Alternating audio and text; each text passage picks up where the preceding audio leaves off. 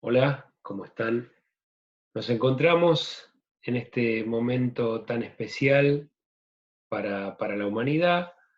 Nos encontramos muchos de nosotros en este tiempo, en esta cuaresma, en este fin de cuaresma que nos encuentra con esta cuarentena, muchos de nosotros que estamos en nuestras casas. Es tal vez un tiempo de introspección especial, un tiempo de encontrarnos con nosotros mismos, es un tiempo de poder profundizar y, quién sabe, aprovechar este tiempo para profundizar en la palabra, para conocer un poco más de la palabra de Dios. Vamos a comenzar con este curso, con este módulo de introducción al Nuevo Testamento. Este año dedicado al Nuevo Testamento, donde profundizaremos algunos temas para poder acercarnos más a la palabra de Dios. Mi nombre es Pablo Vicente, los voy a acompañar en este primer módulo y probablemente en algunos otros módulos más adelante. Vamos a ir acompañando este aula virtual, tanto con estas clases, estos videos, como también con el movimiento en el foro, con la comunicación que vamos a tener en el foro, en donde será el canal en que nos comunicaremos, donde yo escucharé las preguntas de ustedes y trataré de responderles. Yo también les daré algunas actividades para ir avanzando en este curso. También hay un material que van a ir encontrando en la plataforma en donde van a poder ir profundizando en estos distintos temas. En el encuentro de hoy, lo que vamos a ver un poco es el contexto geográfico, histórico, en el que se desarrollan los evangelios, ¿no? En el que se escriben los evangelios y bueno, en el que vive Jesús, ¿no? Principalmente. Jesús está inserto en nuestra historia, ¿no? Nosotros creemos que es Dios que se hace hombre y se encarna en una persona en un tiempo concreto. Para poder entender los textos, lo que los evangelistas nos escriben, la imagen de Jesús que nos transmiten los evangelistas y todos los escritos del Nuevo Testamento, tenemos que conocer un poco el contexto histórico en el que se desarrollaban los acontecimientos. Como sabemos, el marco que le da a este momento histórico es el Imperio Romano, es el que tiene la hegemonía de poder en este tiempo, ¿no? En el tiempo de Jesús. Eso ya lo sabemos de leer los evangelios, ya sabemos que Jesús está muy atravesado por esta cultura romana, si bien él siempre dialoga mucho más con el pueblo judío que con los romanos, ¿no? Entonces, acá vemos en este mapa cómo era el poder que tenía el imperio en este momento, ¿no? Tenemos tres etapas, rápidamente llegamos al momento de la vida de Jesús.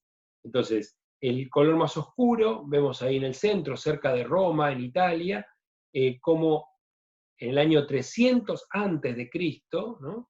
Eh, está esa región que empieza a conquistar, la ciudad de Roma empieza a conquistar, a crecer en sus conquistas y tener un poder sobre un territorio más grande. Ya pasados los años, en el año 100 antes de Cristo, hay conquistas, ¿no? Y guerras internas que hacen que el poder de Roma vaya creciendo cada vez más y se vayan disputando entre distintas facciones del pueblo romano, ¿no? Finalmente, en este mapa vemos que para el año 100 después de Cristo, ¿no? Esto es cuando ya estaban escritos la mayor parte de los textos del Nuevo Testamento, ¿no? Es el poder más grande, la expansión territorial más grande que tiene Roma, que es toda la zona que está pintada de lila, ¿no? En este mapa. También vemos en el mapa unas líneas rojas que son como unos verdaderos muros que hacía el imperio en las regiones donde se sentía que podía tener ataque de los bárbaros, ¿no? Que eran los pueblos que querían recuperar el territorio que el imperio había conquistado. Entonces, en este contexto es que nos vamos a aproximar a nuestra región de Israel, que es donde se desarrollan los acontecimientos del Nuevo Testamento, del Evangelio, de los Evangelios principalmente. Volviendo un poco atrás en el tiempo, tenemos que un tiempo antes de la conquista de Roma, hubo un periodo en donde el pueblo tuvo cierta libertad, cierta independencia de manejo interno, ¿no? Cierta independencia junto con la caída del helenismo, ¿no? Cuando a medida que el Imperio Romano iba conquistando a los dominios del helenismo, de los griegos, ¿qué pasaba? Distintos pueblos iban tomando cierta independencia, muy a menudo apoyados por los romanos. O sea, los romanos apoyaban a ciertas facciones para luchar contra el imperio que estaba en retirada, ¿no? Que estaba en decadencia. Entonces acá vemos, después lo analizan las distintas etapas, este periodo de independencia que tuvo el pueblo antes del nacimiento de Jesús, unos años antes del nacimiento de Jesús, ahí vemos hasta el año 63 antes de Cristo, hace que tenían fresco esta sensación de sentirse que podían administrar y poseer su tierra, ¿no? Que también va a ser un factor muy importante en los acontecimientos que van a suceder en la vida de Jesús. Entonces, el pueblo tenía esta experiencia reciente de autodominio, ¿no? Después de muchos siglos que venían de sometimiento de distintos imperios. Sin embargo, del 140 al 63 hay cierta autonomía. Esto lo podemos encontrar en el libro de los Macabeos. Todas estas historias de este periodo lo encontramos en el libro de los Macabeos. Los invito a que lo lean, es uno de los libros últimos escritos del Antiguo Testamento y es una buena introducción para ver cómo era el contexto político en el momento de Jesús, ¿no? Pero bueno, esto en el año 63 cae la dinastía Asmonea. Es ahí cuando Pompeyo, ¿no? Conquista esta zona, esta región de Palestina, esta región de Israel. Como decía, va apoyando distintas facciones internas dentro de los reinos que estaban, en este caso del reino de Israel, y logra meterse, y si bien el Imperio Romano no tiene en este momento un poder total, como lo tiene más adelante durante la vida de Jesús, ya empiezan estos reinos vasallos, ¿no? Empiezan a tener a tener que rendirle tributo a Roma, ¿no? Y Roma tiene bastante control sobre estas regiones, aunque más adelante tendrá el poder definitivo. Vemos que en el sur está Judea, ¿no? Judea e Idumea, y en el medio Samaria, Galilea más al norte. También es importante que ubiquemos las regiones en donde vamos a verlo a Jesús viajando muchas ocasiones desde Galilea a Judea. Si ven en la parte del centro para abajo del mapa, vemos a Jerusalén, ¿no? Entonces, los invito a que miren las ciudades, los nombres de las ciudades, y ahí vamos a ir encontrándolo, o si no, en sus Biblias van a encontrar un mapa similar a este en donde van a poder encontrar las regiones y así ubicarnos, ¿no? Ubicarnos en los textos, para esto ambientarnos y poder descubrir más el mensaje de Jesús, ¿no? Entonces, en el año 30, el rey que es nombrado con el apoyo de los romanos, ¿no? Esto decíamos rey vasallo, es Herodes, el conocido por nosotros, el rey Herodes el Grande, ¿no? Este rey se caracteriza, nosotros lo conocemos en el inicio de los evangelios por la matanza de los inocentes, ¿no? Pero se caracterizó históricamente en los registros que hay de la historia por su crueldad, ¿no? Y también por el desarrollo económico que le dio a la región, principalmente a Jerusalén.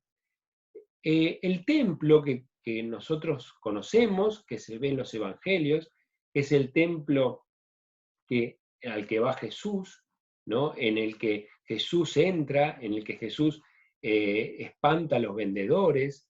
Ese templo en donde Jesús, en las galerías de ese templo donde Jesús predica, es el templo construido por Herodes.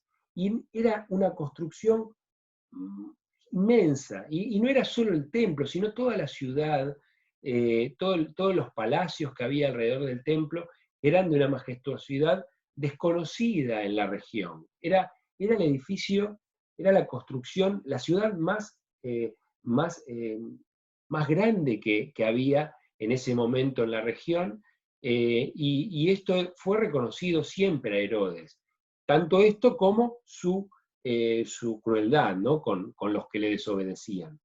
Entonces, Herodes reina hasta el año 4 antes de Cristo.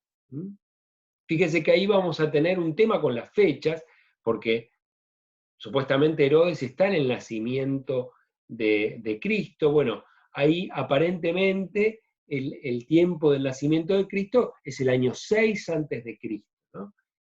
Paradójicamente, los historiadores modernos ubican el nacimiento de Cristo, bueno, dentro del periodo del gobierno de Herodes. Entonces, en este momento, Herodes pudo mantener una paz en esta región.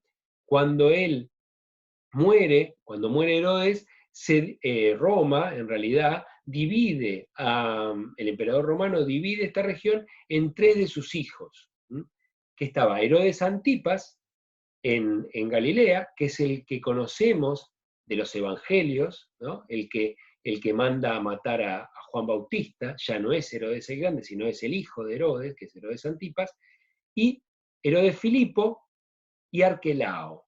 Arquelao rápidamente demuestra su crueldad, ¿no? Y Roma lo reemplaza y ya nombra un procurador romano, ¿no? Vemos en el año 6 es depuesto Arquelao y es enviado a Roma, castigado, prisionero por un tiempo, y a continuación se suceden algunos procuradores romanos, o sea, la región de Judea y Samaria ya deja de ser un reino vasallo y pasa a ser directamente un protectorado, ¿no? Con procuradores romanos. El más famoso, el más conocido de estos procuradores, tanto en los evangelios como en la historia misma de la región, es Poncio Pilato. Poncio Pilato, por un lado, es reconocido por el tiempo que estuvo, fue el que más tiempo estuvo haciendo ahí su mandato, y además por su crueldad también. Era un emperador muy déspota que hacía valer el poder de Roma y llevaba a su capricho al pueblo, ¿no? Y esto hacía que era muy odiado y levantaba mucho malestar en la región. Entonces, los sumos sacerdotes que estaban de cierta manera en buena relación con Poncio Pilato, por ser políticos tenían que hacerlo, eran también muy cuestionados por este asunto, ¿no? Recordemos que todo esto viene muy atravesado por el cobro de impuestos. Los impuestos mantenían una presión muy grande en el pueblo. Ya vamos a ver probablemente el encuentro que viene, este poder que ejercía Roma acerca de los impuestos. Entonces, veamos rápidamente el aspecto de economía, la economía de Palestina, en qué se ganaba la vida la gente, básicamente, ¿no? Les dejo algunos textos ahí que pueden, bueno, poniendo pausa, pueden ir leyendo estos textos, los invito a que los lean y vayan viendo, ¿no? Textos de agricultura, seguramente rápidamente recordaremos muchos de estos textos, los tendremos presentes en este momento, ¿no? Y bueno, acá hay algunos de ellos. Jesús hacía mucha referencia a la agricultura, era algo que estaba muy presente, era una profesión que era era valorada, era querida, más allá de que probablemente no tenían muy buen pasar económico, ¿no? Después está la pesca, también era una clase aún más baja que el agricultor, pero bueno, era una de las formas en que el pueblo se ganaba la vida, y Jesús hace mucha referencia, por supuesto, a la pesca, ¿no? Eso ya lo tenemos también muy presente. También hay alguna referencia al curtido de pieles y los artesanos, había muchos artesanos, gente que trabajaba con sus manos y se las rebuscaba en hacer distintas actividades. Después estaba la obra pública, sobre todo en torno a Jerusalén, ¿no? Esto que decía durante los tiempos previos a Jesús, y aún continuó después de la muerte de Herodes. Había mucha obra pública en Jerusalén, y esto daba trabajo a mucha gente que por ahí era de otras regiones y se acercaba a Jerusalén con sus familias para trabajar en estas construcciones. Eran asalariados, eran jornaleros, no eran esclavos, sino eran jornaleros que cobraban para trabajar en las obras públicas. Y bueno, después estaba todo el comercio en torno al templo, era mucho dinero el que se movía, había muchas peregrinaciones hacia el templo, y eso hacía que se moviera mucho dinero por este tema, ¿no? Después tenemos la vida religiosa en Israel, la vemos rápidamente, y bueno, después también continuaremos en las clases siguientes, ¿no? Tratando este tema. Entonces, la vida religiosa en Israel estaba centrada en el templo, ¿no? Había un culto diario, un culto cotidiano, que se hacían sacrificios menores, y después los sacrificios los hacían los sacerdotes, ¿no?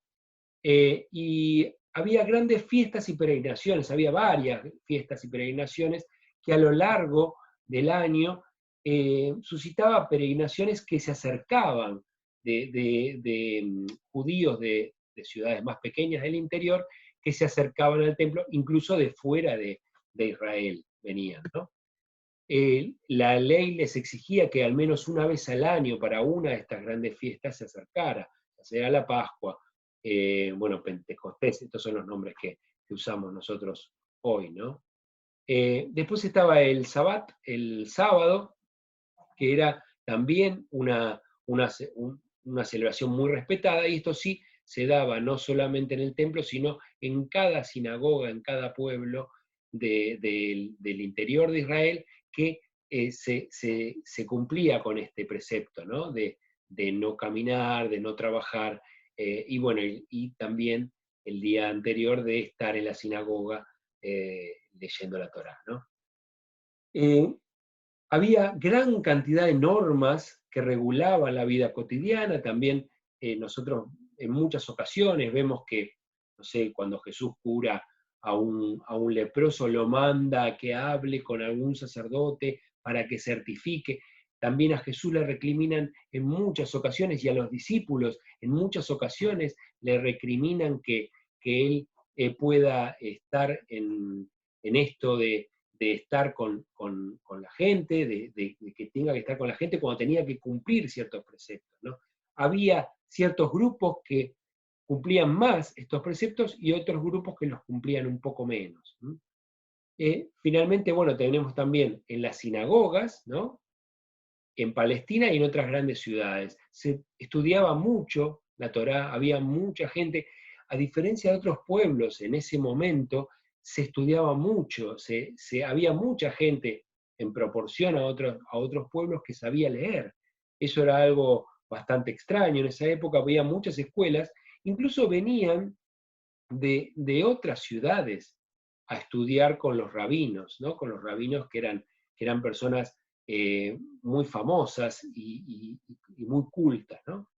Y bueno, esto era la enseñanza de la ley, en primer lugar, como decíamos, la meditación de la Torá, rezando, ¿no? Principalmente con los salmos, y bueno, y haciendo oración. El estudio, la enseñanza, la meditación y oración. Bueno, por hoy vamos a dejarlo acá en este módulo, en este día, en este primer encuentro de este módulo, y bueno, nos encontraremos en el próximo encuentro. Los invito a que participemos del foro y nos comunicamos por ahí. Gracias.